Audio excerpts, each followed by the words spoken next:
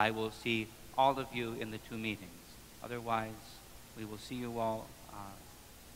Yes. So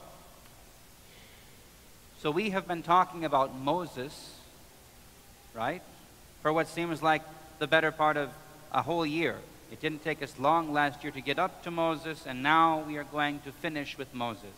The last few times, we saw that the children of Israel were supposed to go straight from Egypt into the promised land that God had given to them, but they complained, and they doubted, and they murmured, and they fought against God.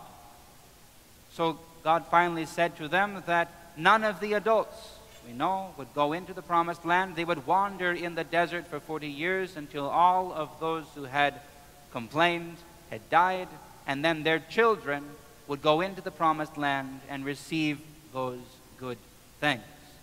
And included in that generation was even Moses, because today we will see Moses die.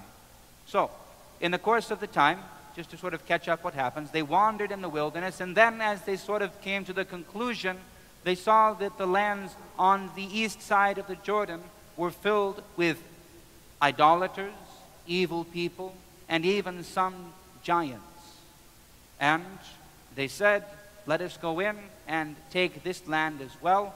So a few of the tribes, they took their inheritance early. They had a war. They drove out the evil people, whose kings were Sihon and Og. If you read in the Psalms, you Goyans, you'll remember, we talk a lot about Sihon and Og of Bashan and so forth.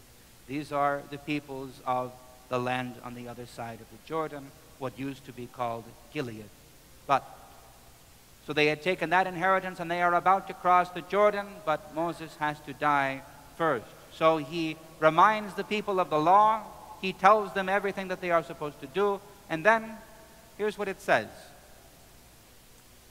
And Moses went up from the plains of Moab onto the mountain of Nebo, to the top of Pisgah that is over on the other side of Jordan against Jericho. And the Lord showed him all the land of Gilead as far as Dan. He showed him the land that Naphtali and Ephraim and Manasseh would inherit, and the land of Judah all the way to the sea. And the south and the plain of the valley of Jericho, the city of palm trees unto Zoar. They remember this land. They love this land, so they talk about it by name. And the Lord said to Moses, this is the land that I swore unto Abraham, unto Isaac, and unto Jacob, saying, I will give it to your children. I have caused you, Moses, to see it with your own eyes, but you shall not go over to it. So Moses, the servant of the Lord, died there in the land of Moab, according to the word of the Lord. And God buried him in a valley of the land of Moab, near Beth Peor, but no man knows where he was buried, even to this day. And Moses was 120 years old when he died. His eye was not dim, so he could still see clearly, and his natural strength was still strong. And the children of Israel wept for Moses in the plains of Moab for 30 days. And so the days of weeping and mourning for Moses were ended, and Joshua, the son of Nun, was full of the spirit of wisdom, for Moses had laid his hands on him. He ordained him, like we have the priest. And the children of Israel listened to him and did what the Lord had commanded Moses.